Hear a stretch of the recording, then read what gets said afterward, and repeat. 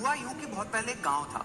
उस गांव में दो बहनें रहती थी। एक का नाम था सत्य और दूसरी का नाम था कहानी। दोनों की दोनों बहनें थी बला की खूबसूरत। हुआ कुछ यूं कि एक दिन उस गांव में एक फकीर आया। फकीर समझते हैं? दोनों बहनों ने उस फकीर की खातिरदारी सेवा इतने अच्छे से की कि जाते जाते तोहफे में वो फकीर उन्हें एक आईना दे गया।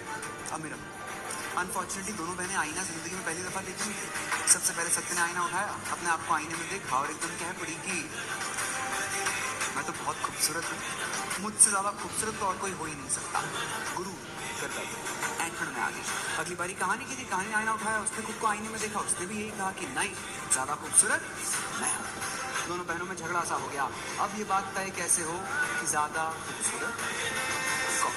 तो लगी एक शर्त ऐसी कि दोनों बहनें एक एक करके गांव के बीचों बीच चौक तक पैदल चलकर जाएंगे और जिसके पैदल चलने पर ज्यादा गांव वाले तालियां बजाएंगे वो बहन जीत जाएगी। फेयर इनफ, शर्त लग गई थी। पहली बारी सत्य की थी, वही गुरूर वही ऐठन लेकर चल पड़ी कि मेरा हुस्न देखकर तो लोग बावले बावले हो जाएंगे।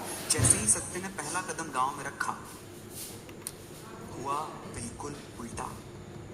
लोगों ने सत्य को देखा और डर गए, डरकर अपने घरों के अंदर भाग गए। सत्य पहुंची गांव के बीचों बीच चौक में तो पूरा का पूरा गांव खाली सा हो चुका था। वो वहीं खड़े होकर रोने लगी। इंसान का जब अहंकार टूटता है तो आंसू आ ही जाया करते हैं। दूर घर में बैठी कहानी ये सब कुछ देख रही थी। तो कहानी ने एक तरकीब लगाई। कहानी ने श्रृंगार करना शुरू किया। श्रृंगार समझता है?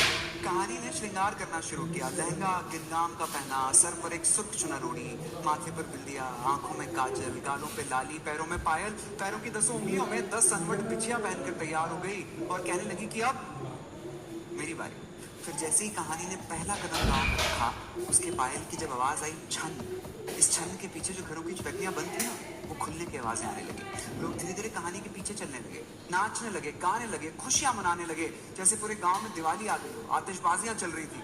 पूरे गांव को अपने पीछे लिए कहानी वहां पहुंची जहां चौक में सत्य अकेली खड़ी रो रही थी।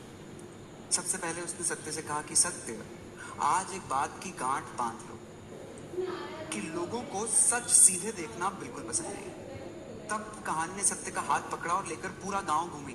गांव का हर बच्चा, हर बूढ़ा, हर जानवर उनके पीछे नाच रहे थे। तब कहानी ने जो सत्य से कहा, बस यही एक लाइन बताने के लिए पूरी कहानी मैंने आपको सुनाई है, तो ध्यान से सुनिएगा। तब कहानी ने सत्य से कहा कि सत्य, जब भी लोगों को आज के बाद सच दिखाने की बारी आएगी, उसे कहानी की खूबसूरती का सहारा लेना ही होगा।